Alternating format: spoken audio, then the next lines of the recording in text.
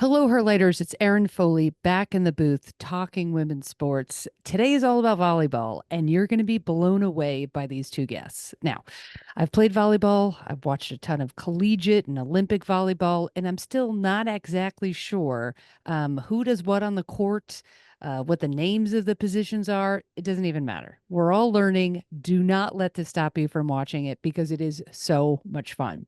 And when I say I played, let me explain that. All right. So volleyball was our spring sport in high school, which was at the same time as softball. So I always chose softball. I mean, as some of you know, I got my first glove when I was 7 years old, and I slept with it in my bed for at least a year. So I was pretty attached. But during my junior year, I don't know, I was just like bored and I tried out for the volleyball team and I made it. And I remember getting so excited to spike the ball at the net, but I didn't know how to like jump and stop my body from going forward. So I would just land in the net every single time, literally jump up, spike the ball, land in the net. Which, volleyball rules, you can't do that. So I would do it so much that my nickname, they called me Fish, which isn't, which isn't great for a girl in high school to be called Fish. But anyway, self-esteem problems. I had some. Anyway, it was a short-lived career on the volleyball court. I played softball again, my senior year, but I did fall in love with volleyball. And the timing of this episode couldn't be better because we're right in the middle of the NCAA volleyball championships. It's like the March Madness of women's basketball, but it's volleyball and it's in December. There's brackets and seeded teams, nonstop action. Oh my God, it's so exciting. So the first two rounds were last weekend, but you can jump in and watch the Sweet 16 matches that are on this weekend, Thursday, December 12th through Sunday, December 15th. Then the semifinals are December 19th. And the finals are December 22nd.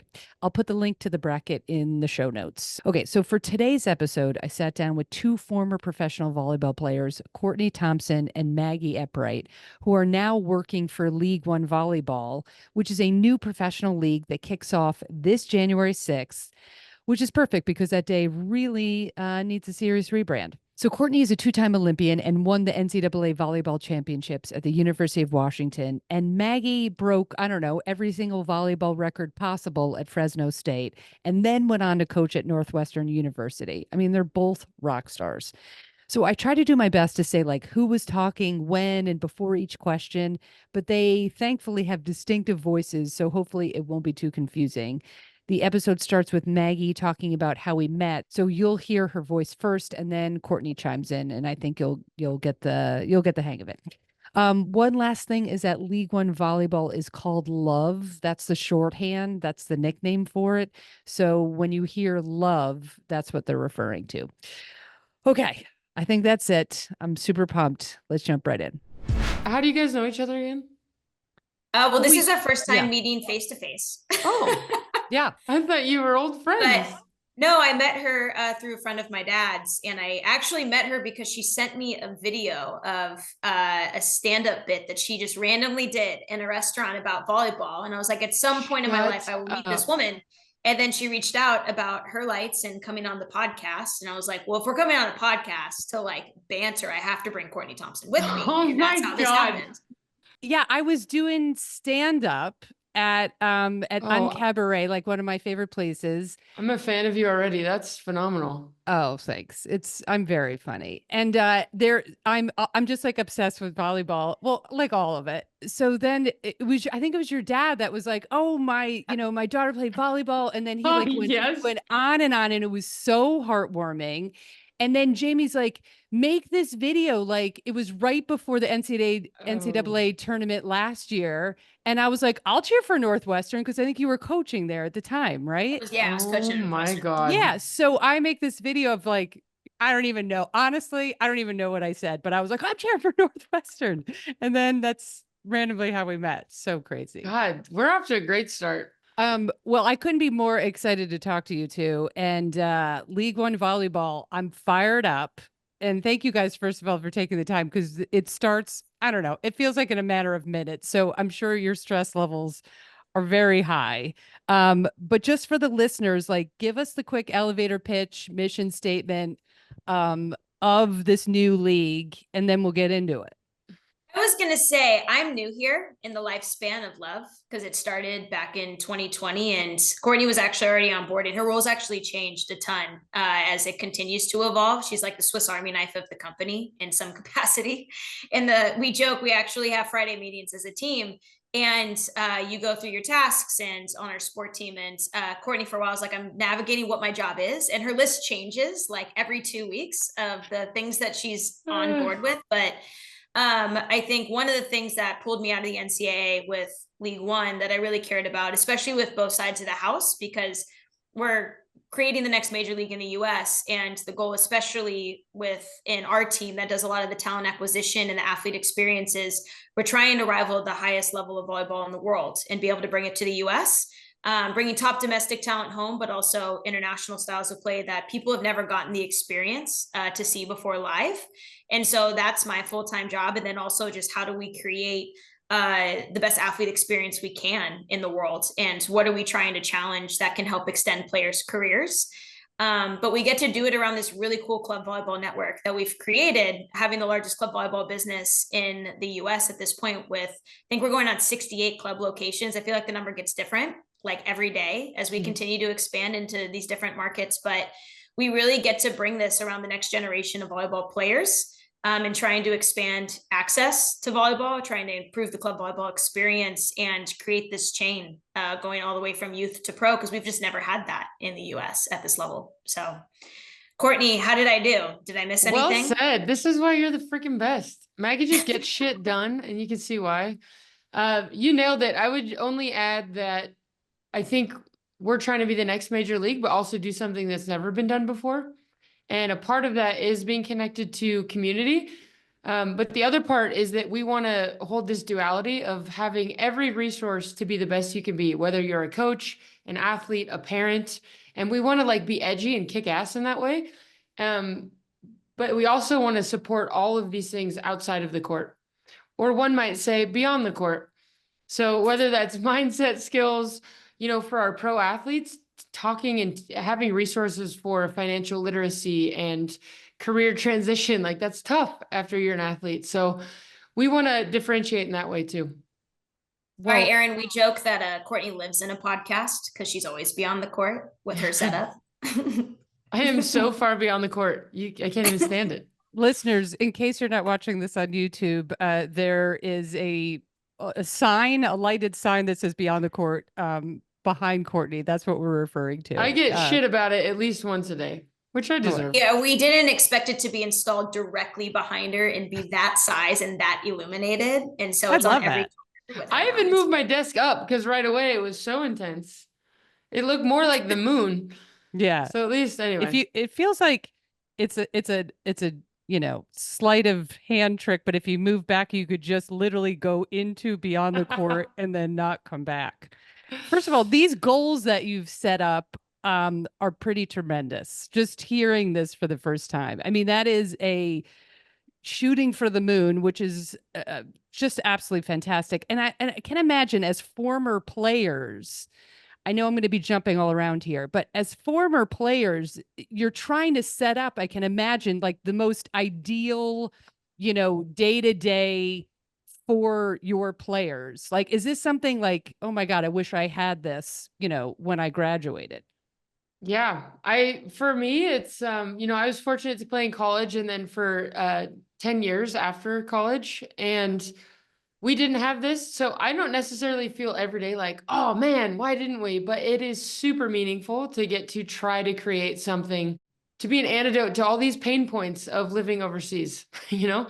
So it is pretty special. I feel incredibly grateful. And it's the most fun part is the intensity of what we're trying to do and the stress of it. Getting to do that with amazing people is the best. And Maggie's one of them, but our whole team is like, the intention's there. It feels like being on a team again. You're just in it. It's like amazing, it's hard, and it's everything in between. So it's been pretty fun so far. Yeah, I would say what's been super gratifying, because we are, especially the recruiting leads who are kind of the front door to the company in a lot of ways, as people are starting to seek insight and are looking at possibly coming over and voicing interest. you go through these presentations that we do and we hit a lot of these different points, and you're hitting them also in a time where they can feel really heavy, right? Like you're on the holidays, they've been far from home. And I would say it's the most energizing thing in the world when you have your why right in front of you and you're watching them get emotional over things like a holiday break around Christmas, or the fact that we have an athlete center league that does care about the whole athlete training. And as we're trying to do something that's never been done before, we experience every single day the weight it has on these athletes. And so to say, like, I wish it was here for me, like the fact we get to be around and create something for athletes that we're seeing just in our conversations, the emotional toll it's having at the possibility of getting to be a part of something like that makes it really easy to feel a part of the team of like what we're doing is really impactful for the longevity of these athletes' careers. All right. I mean, I'm going to start crying. So that's amazing. No, I We mean, love it's cheers. any Yeah, literally no, they're very anything, normal on these calls. Yeah. Anything in women's sports makes me cry anyway. And I'm like, you guys, you're setting up a lead for the future of volleyball. And then I'm going to go down. I just met you and I'm going to go down. All right. All right. No, all right. Now, Courtney, what's your story? So when did you get involved, and tell us about that transition? Yeah. So I think it was like 2.5 years ago. Actually, I talked to Peter and Caitlin. Peter is the founder of League One Volleyball. Caitlin is our CEO, Caitlin Gow, Peter Hirschman. And in 2020, we had meetings, and they were a startup in volleyball. We have tried to start leagues in the US 9 million times. And I was like, here we go, another call with these guys. They were cool people, but of course it's like, we can't pay you much, but we would love for you. And I was like, listen, I don't know. I was pretty skeptical. And then fast forward like 3 years later, they hired me to do some mindset videos. I was a mindset coach at the time, and asked me to do some stuff to support on the club side and speak to the coaches. And like the closer I got, I was like, oh, this is pretty cool. And then they asked me to run the Pro Academy in Seal Beach with all of our founding athletes, which are mostly US Olympians, people that have like changed the game in the US and have said, hey, I want to be a part of starting this. I want to represent the league. And I was watching all of them who committed to this thing that's like unknown, new, all of these things, and they're just full sending. And I was like, why the hell am I on the sideline? Like, it just felt like a no, I need to, if I'm going to be skeptical, at least like, let me try to help. And so I came on full time shortly after that. And I'm one of the ones that gets to be on the club side and the pro side, which you didn't ask about, but that's been pretty fun. And currently I'm the head of player experience. So making sure that like with Maggie and our whole team there, what can we do to help these athletes, listen to them? It's not going to be perfect, but to witness them and to be alongside the inevitable ups and downs of a season is the honor of a lifetime, man.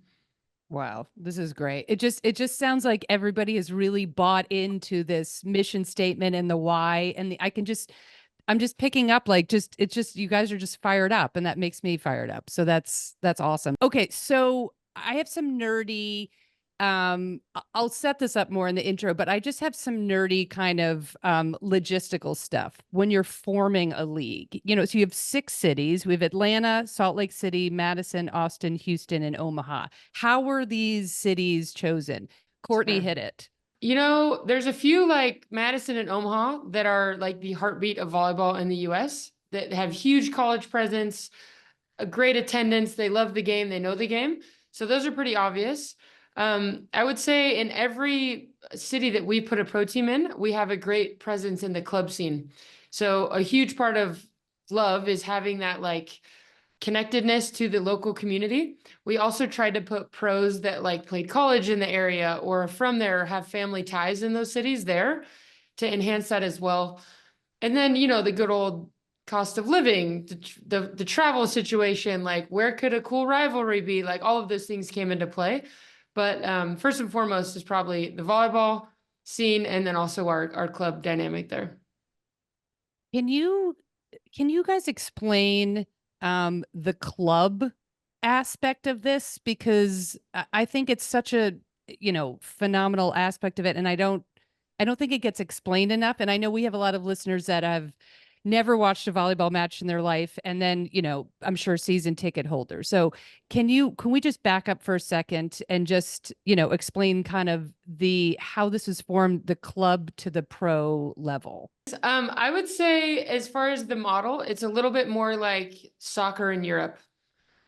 One might call that football, but where there's like these, you have a pro team, but you also have youth teams and clubs around that, surrounding that are kind of like at some point become a feeder system. In our country, we didn't grow up watching the highest level of volleyball. We watched college barely back in the day. Barely. Now it's on TV way more, but like you have to watch the Olympics to see international level volleyball, and the game's totally different.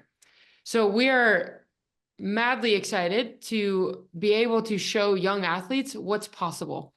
And even if you don't, want to become a pro or play in college, you could be in marketing or you could be in operations, and you can be around the game that you grew up playing, which I think is pretty special. And then the other benefit too is like, at some point when you're an athlete, it is so fun to be a nerd of pursuing your best, and you're trying to be the best in the world. And it's so cool. And at one point you're like, what the hell am I doing with my life? Like many of us are in whatever craft we choose to lose ourselves in. And so for us to also get to bring some meaning and purpose to our pro athletes, we've had an incredible response, not only like the athletes that are from these areas, but our international athletes who are like, wow, this is so cool. We've never been able to like do stuff like this because we've been training. So I think the connection and the community piece is beneficial in all the directions. My God, that's awesome. I love that. And I love, because one of my questions was too, is like, there's no draft, right? You guys, created, right? You created the teams like from scratch. So was that a huge, focal point of doing the local, of having that local talent stay put? I can't wait for Maggie to answer this, because she's been at the heart of this. And Maggie, I'll just let you run with it.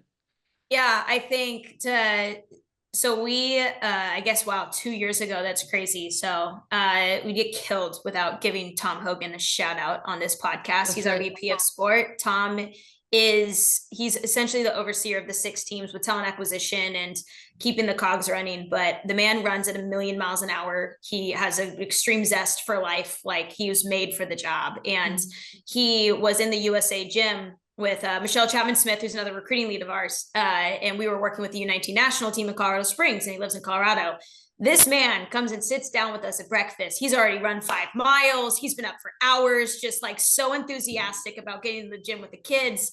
And he was the first one to pitch that we were going to be able to start after Paris, and we're going to start filling 6 rosters, and he needs to hire recruiting leads to do it. And this is the timeline. Are you going to jump on board? And Michelle and I are like, yeah, absolutely. And we started the job, and it was like, okay, well, if we fill these teams, we've got to sign essentially 1 athlete every 3 days until we get to the end of it. And so we had to create the blueprint for all of it. And there was, as you started talking to pros, like Courtney mentioned, there's just so many layers to what we do and what people need to care about. There's certainly this craving to come and be a part of something that's really new and back in the States and be back around family and in markets that I think make sense for them.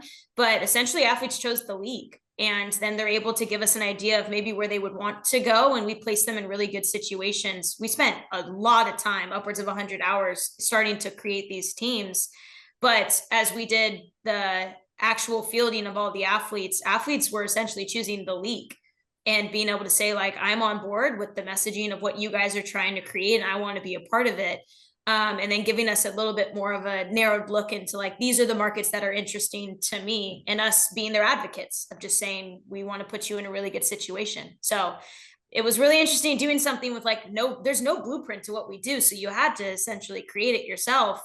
But we're pitching something that's really craved across professional sports too. And you're seeing that. And then we just kind of caught momentum. Then we started announcing athletes, and we had athletes contacting athletes wanting to get on calls. And then we were in a hurricane in January by the time we got into it. Pretend I'm the world's best volleyball player. Like, what's the quick pitch? I think the quick pitch is trying to figure out what's important to you, and do you fit? I think that's the first thing we're trying to figure out, because we've all been on teams. Like, like-minded people are really important as you get into it. And so they get walked through the entire mission, what we're trying to do. And it's, do you want to be elite in the arena of the world and what we're trying to pursue? Like, are you trying to be around those like-minded people that are trying to create a league that is going to try and rival the top arenas that you've been in as a pro? But then also we have this whole other side of, there's going to be a lot more happening around you right outside of sport. And so we're going to take care of you at the highest level in the world. We have no cut and trade in our contracts. We want athletes to be able to build roots. Like, we have athletes buying homes right now in the cities that they're in because they're building roots for the first time in their life and being able to come back. And are you ready to hit play on the rest of your life? Because for so long, Americans have had their life on pause. And so you really feel that when they get into the conversations of that pause. And when we're telling them that there's an opportunity for them to hit play, that's when we see the emotions come out of what they're really pursuing. Like, we have athletes who want to come back and get married. We have athletes who have missed graduations, have missed birthdays. And Courtney can attest to it. Like, we had a period of time in July and August this year that was really cool with the athletes who hit play and were calling us emotional about getting to attend a wedding and getting to attend a first volleyball game of their sibling, and just are back in an area where they get to have a present life again after being away for so long. I'm in. You have absolutely signed me. Hitting I play. told you she was Courtney, good. that is a mic drop. That is I a know. mic drop moment. We Oh my should God, I love wrap this. it up now. That was Yeah. Anyway, thank you guys for coming on. We're all hitting play. All right, right. No, all right. Now, can you just talk to us about the mindset piece? Because that, to me, whenever I'm interviewing athletes or coaches, I'm like absolutely obsessed with mindset, just in my personal life. But Yeah. for athletes, are you bringing? I know that was when I sort of did my deep dive on you, I saw that whole work that you did, literally professionally with mindset. But are you kind of engaged with these athletes one-on-one about your mindset training? Yeah, good question. Not the professional athletes, but what's been cool is that I get to be in charge of all of the non-volleyball offerings to our pros. So we listen to them and are like, hey, where are the pain points? One of which is like support in the mental skills space.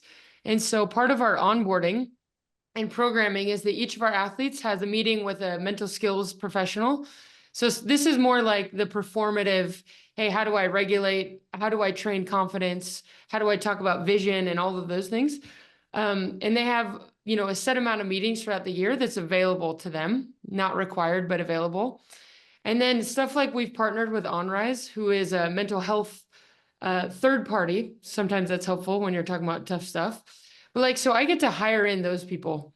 So on the pro side, that's the deal. On the club side, I do get to do a lot of the content in what we're teaching our young athletes. And that has been one of the most fun projects I've gotten to work on, just because, as you know, it's usually the hardest stuff, and the stuff that, when volleyball is long gone and you're dealing with life that's beautiful and also really hard, it's like, those are the skills that we go to. So I get to co-create that content for all of our thousands of club athletes, which I am super grateful for. I can't even, that job description sounds it sounds like you have 7 jobs, like between the club level and the But you people see like why it was Maggie, hard it's for her to like- make a list of all her tasks at some point and how fast they all change. Yeah, it's dynamic, but you know what it is for everyone, honestly. And in its startup life, it's like, this is what I'm doing. And all of a sudden we're steaming jerseys before media day. Like, well, shit, I don't know how I got here, but let's be great. Let's figure it out. And so the team matters, and we have a good one. So I can't imagine all your experience, both of you, on teams playing at the highest level, whether it's collegiate or Olympic, pro, that all these skills that you developed on the court and off the court have just absolutely funneled you, is that an expression? I don't know, just used it, just funneled into your day to day. Are most of your coworkers used to be professional volleyball players? Mm-hmm. It just seems what a natural fit. Erin, how many people do you think work at League One Volleyball? 150. We have over 230 employees right now at League One Volleyball. I thought you were going to say 10. To be honest, I thought Erin was right. I don't even know anymore.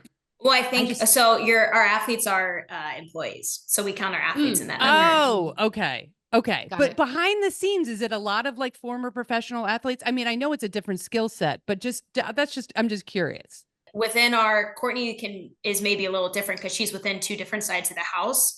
For sure, my team with the talent acquisition, and when you look across the sport team, it's people who are used to being really heavily handed in sport. Like my two other recruiting leads with Danielle Scotteruda. If you don't know that name, you need to Google it. She's a 5-time Olympian and brings 5-time Olympian and yeah, energy everywhere she goes. And Michelle Chapman Smith, like the two women that I work with have played at the highest levels and are absolute badasses. So it's really easy to come to work with them every day and the pace that they push. And I would say that what's really fascinating about this company is there's a lot of, like, I would say, like, we'll give Catherine a shout out because Catherine, our head of pro health and wellness, is like on a full-blown volleyball journey right now of learning the sport and is so well versed now. She used to text Courtney and me. I mean, it's like, so well. That's a loose term. Yeah, loose term in relation Love to you, where Catherine. she started. Okay. All right. Like if I could pull out her first volleyball question she sent us, like amazing in her field, but was learning the sport and is now like talking about phases of the game where I'm like, look at you now. Like 5 months ago, That's you true. never would be talking like this. But I would say that's the type of person we're around a lot right now, of people who are elite in their field. Like they've absolutely kicked ass in what they do and have done it at the highest level and are really proven. And then they're finding a way to learn our area, and that they know that there's a learning curve that's going to come with it, but they have a willingness to do it in some sort of emotional tie to the sport. That's really common. Like they have a daughter or niece that played volleyball, or they just love the sport. Like they have a passion for it. Where Maggie and I work together, we are mostly around people that know the game really well. Obviously, like Catherine, head of health and wellness, has an amazing background in sports, rugby being the biggest one. So she gets it. But on the Love Central team, there are tons of folks who just are kick-ass in business. And like Maggie said, are very new to volleyball.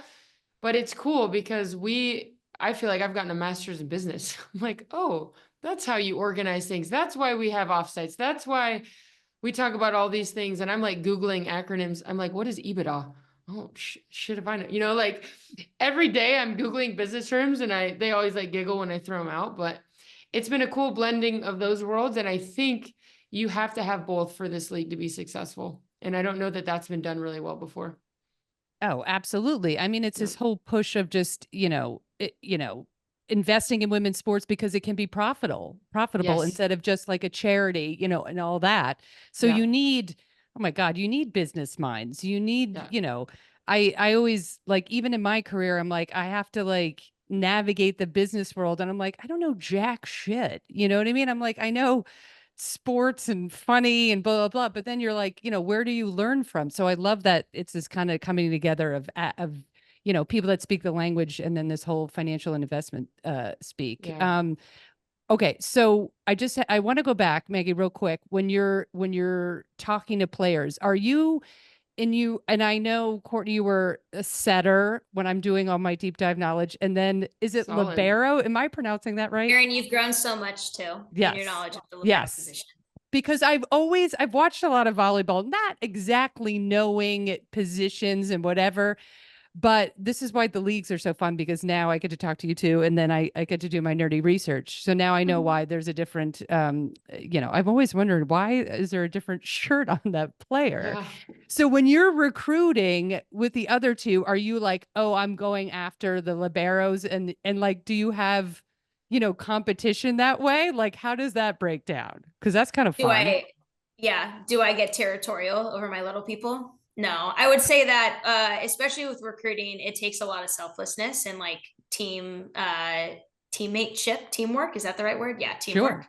Sure. We'll actually have like multiple of us on a call sometimes. And we've all coached within the USA pipeline for a long time.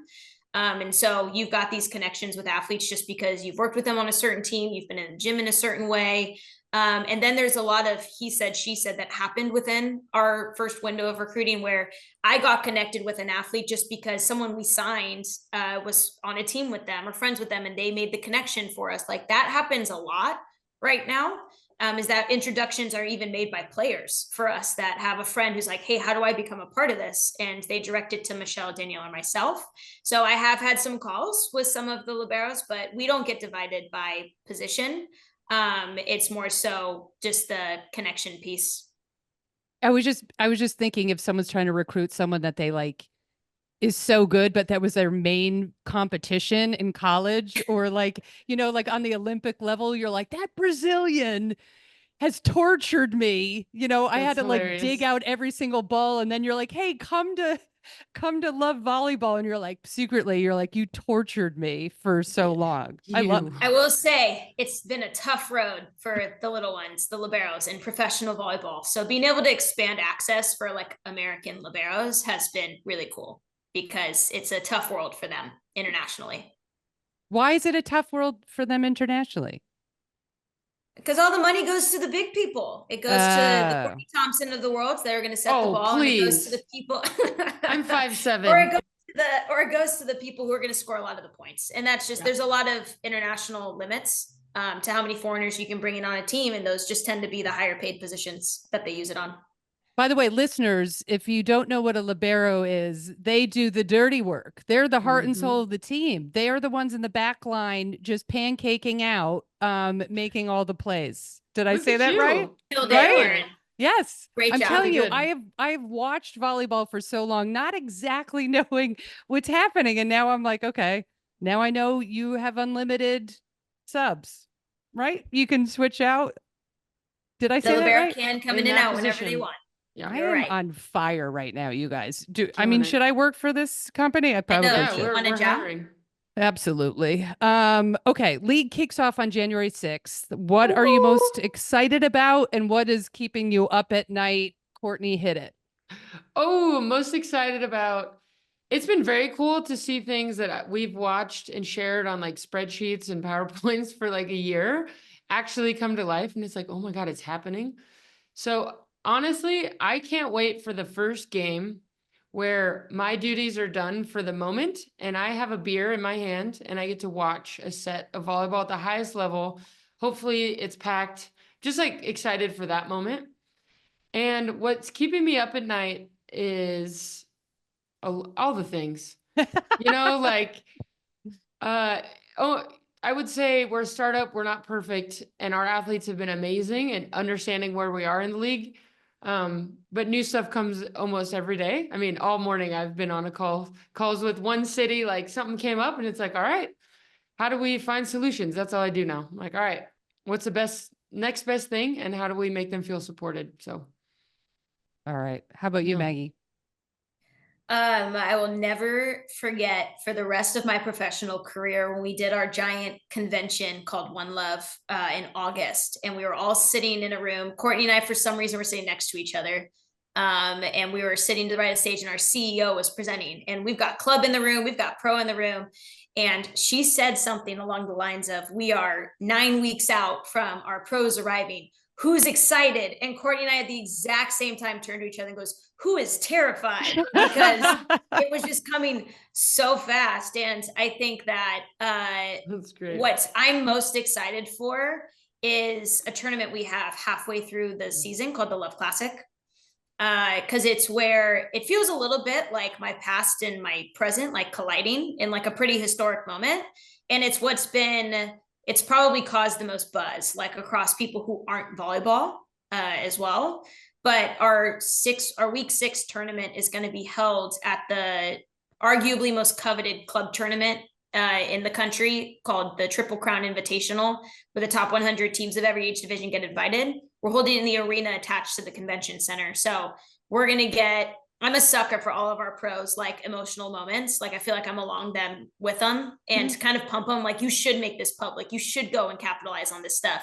But we have pros who are going to have younger siblings who are playing in that. We're going to have pros who get to go watch their younger clubs. And like, really, it's going to be the full circle moment, I think, for like the club and the pro colliding.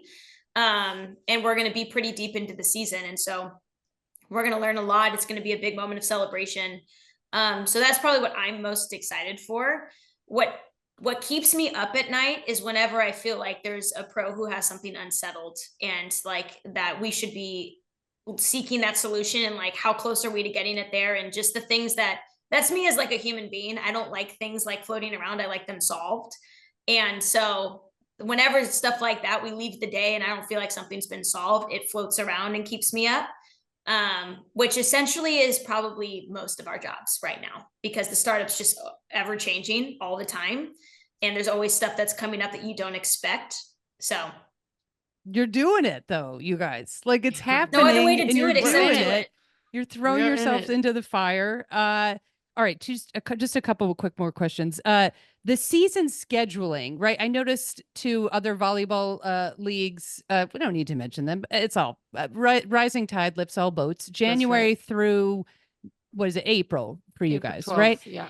Is that intentionally designed so people can coach the rest of the year or have other jobs? Like, why January through April? Yeah, that's quite a pitch that we go into when we're doing the recruiting, because there's actually 91 versions of the schedule. And I will mention that for our VP, Tom Hogan.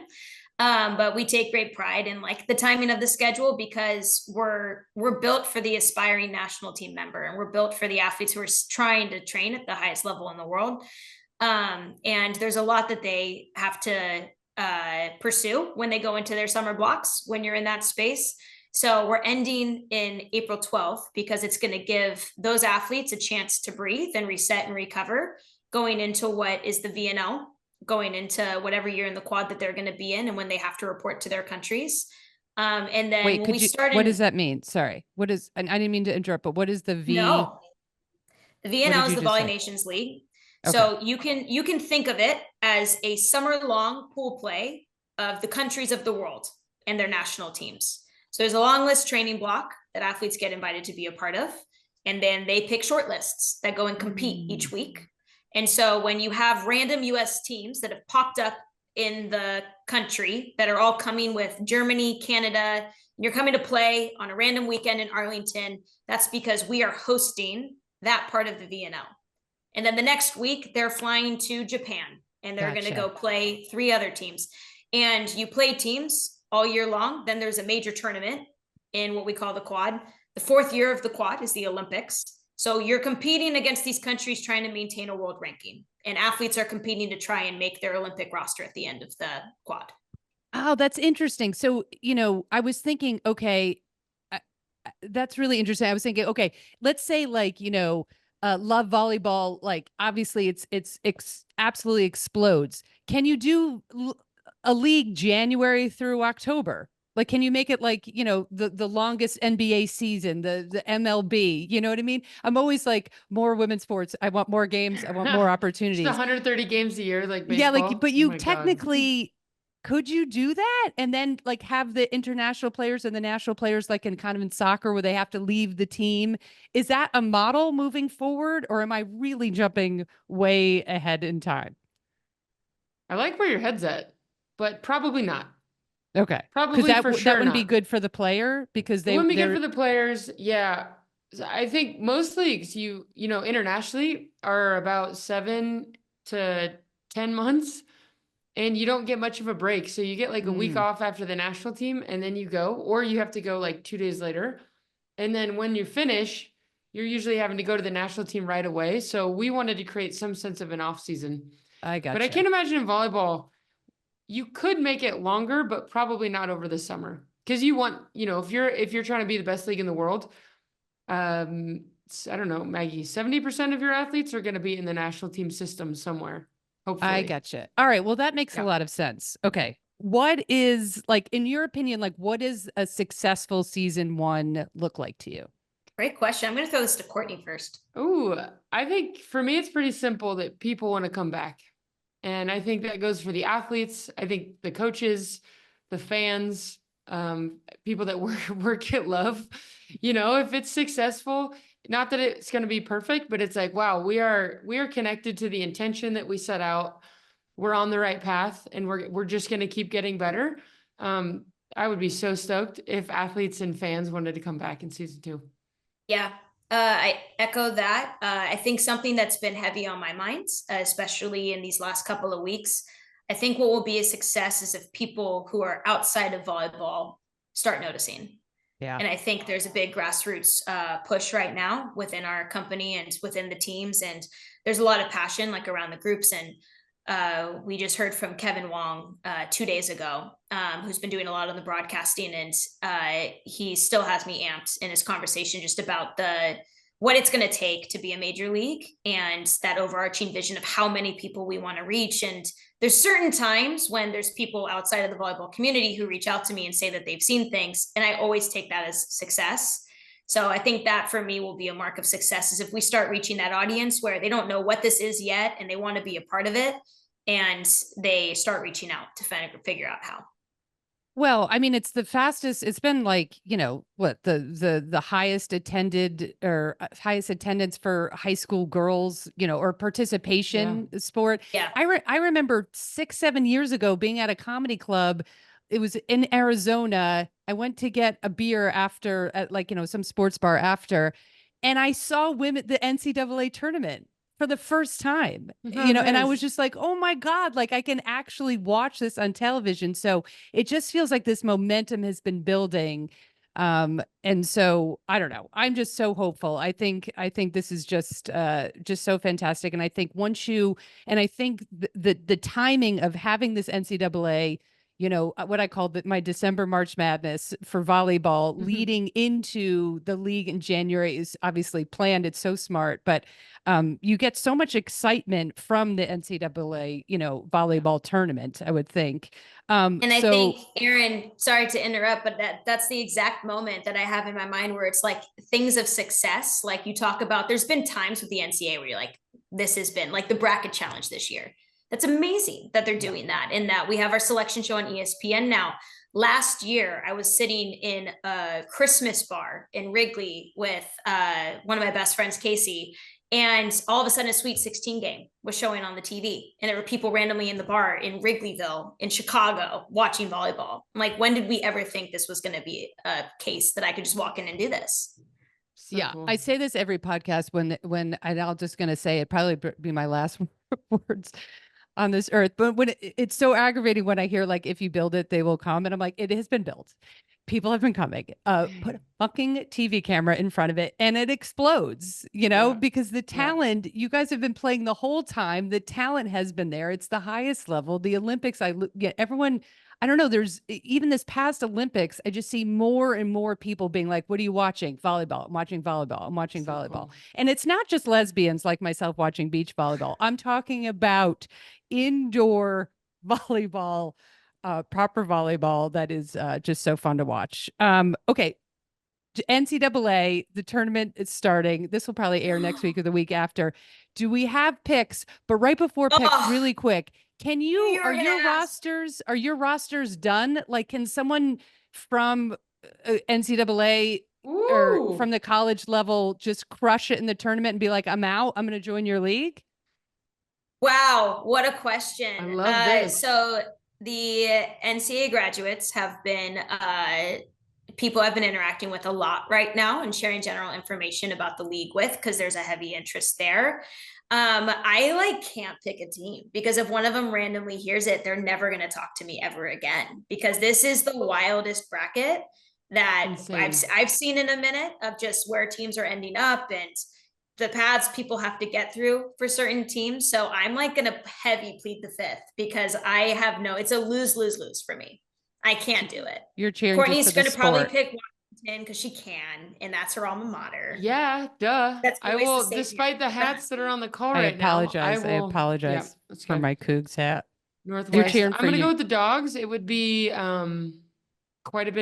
many upsets along the way, but they got in, and you never know what can happen when Washington's in the tournament, baby.